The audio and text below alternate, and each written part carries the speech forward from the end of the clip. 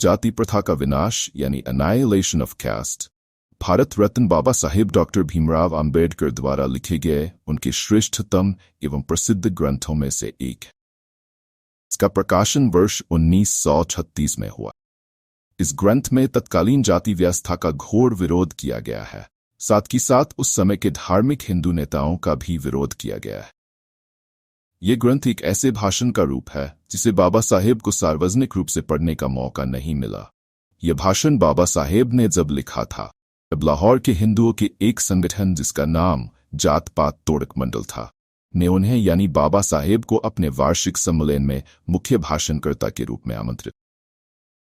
दोस्तों, पिछली वीडियो में बाबा साहब द्वारा कुछ जातिगत उदाहरणों से जात पात तोड़क मंडल को समझाया, बताया कि किस प्रकार उच्च समझे जाने वाली जाति है निम्न समझे जाने वाली जातियों का सामूहिक रूप से खुले आम उत्पीड़न करती। इसी कड़ी में बाबा साहेब हमारी आदिवासी जातियों यानी जनजातियों के बारे में लिखते हैं। प्रस्तुत है जाति का विनाश का ये 8वां भाग, जिसमें बाबा साहेब लिखते हैं, हाल के बहिष्कृत और आंशिक बहिष्कृत जातियों पर चर्चा ने भारत की तथाकथित आदिवासी जनजातियों की स्थिति की ओर ध्यान आकर्षित किया। इनकी संख्या 1.3 करोड़ से कम नहीं है, बल्कि इससे भी अधिक हो सकती। नई व्यवस्था से उनके बहिष्करण को सही या गलत मानने के सवाल से परे। तथ्य यह है कि ये आदिवासी एक ऐसी भूमि में आज भी अपने आदिम और असभ्य अवस्था में बने हुए हैं जो हजारों वर्षों पुरानी सभ्यता पर गर्व कर। न केवल वे असभ्य है, बल्कि उनमें से कुछ ऐसे व्यवसायों में लगे हुए हैं जिन्हें अपराधी के रूप में वर्गीकृत किया गया है। एक सभ्य समाज के बीच 1.3 करोड़ लोग अभी भी एक जंगली अवस्था में है और वंशानुगत अपराधियों के जीवन का पालन कर रहे। लेकिन हिंदुओं को कभी भी इस पर शर्म महसूस नहीं हुई। मेरे विचार में ये एक ऐसी घटना है जो पूरी तरह से अद्वितीय है। इस शर्मनाक स्थिति का कारण क्या है? इन आदिवासियों को सभ्य बनाने और उन्हें सम्मानजनक तरीके से जीवन यापन करने की ओर ले जाने का प्रयास क्यों नहीं किया गया? हिंदू शायद इस आदिवासी अवस्था के लिए उन्हें जन्मजात मूर्खता का कारण बताएंगे। वे शायद ये स्वीकार नहीं करेंगे कि आदिवासी जंगली इसलिए बने रहे क्योंकि उन्होंने उन्हें सभ्य बनाने, चिकित्सा सहायता देने, सुधारने और अच्छे नागरिक बनाने का कोई प्रयास नहीं किया। लेकिन मान लीजिए, अगर कोई हिंदू वही करना चाहता जो एक ईसाई मिशनरी इन आदिवासियों के लिए कर रहा है, क्या वह ऐसा कर सकता था? मैं कहूंगा नहीं।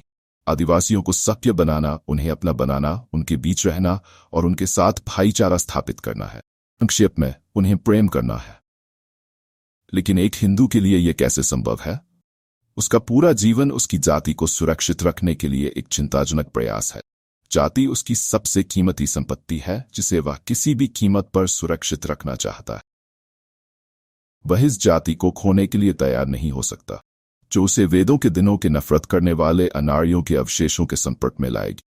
ऐसा नहीं है कि एक हिंदू को गिरी हुई मानवता के प्रति कर्तव्य की भावना सिखाई नहीं जा सकती, लेकिन समस्या यह है कि कर्तव्य की कोई भी मात्रा उसे अपनी जाति को सुरक्षित रखने के कर्तव्य को दूर करने में सक्षम नहीं बना सकती। इस प्रकार जाति ही असली कारण है क्यों हिंदू ने जंगली को अपनी सभ्यता के बीच जंगली बने रहने दिया, बिना शर्मिंदगी के या बिना किसी पश्चाताप की भावना। हिंदू ने यह महसूस नहीं किया कि ये आदिवासी एक संभावित खतरे का स्रोत हो सकते।